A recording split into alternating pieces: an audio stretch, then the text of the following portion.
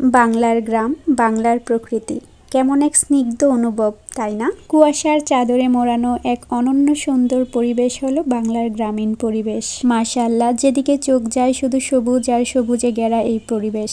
সূর্যোদয় থেকে সূর্যাস্ত, সকাল থেকে সন্ধ্যা, যেন কোনো রংতুলির আলপনায় আঁকা এই পরিবেশ। মাশাআল্লাহ, এই পরিবেশটি দেখে না একটি কবিতার লাইন মনে পড়ে গেল। সেটি হলো, আমার সাথে করতে খেলা প্রভাত হাওয়া ভাই, সর্ষে ফুলের পাপড়ি নারী ডাকছে মোরে তাই।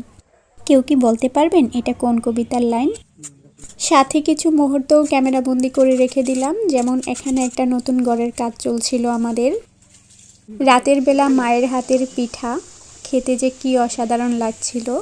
তেলের ফুলকো ফুলকো পিঠা, মাশাআল্লাহ আলহামদুলিল্লাহ, আমার মায়ের হাতের বানানো পিঠা অনেক বেশি ফুলকো এবং সুস্বাদু হয়। এই পিঠাগুলো বানানো হয়েছিল আমার শ্বশুরবাড়িতে দেওয়ার জন্য। আমি ঢাকা নিয়ে এসেছি এই পিঠাগুলো। আর সাথে ছিল বড় আপুর হাতে বানানো এই মজাদার খেজুর গুড়ের পায়েস। মাশাআল্লাহ আলহামদুলিল্লাহ, পায়েসটা খেতে অনেক বেশি সুস্বাদু ছিল। আর সকালবেলা খেয়েছিলাম আমার বড় আপুর গাছের গাছ পাকা পেঁপে। মাশাআল্লাহ, গ্রামে কাটানো প্রতিটা দিনই অনেক বেশি আনন্দের ছিল।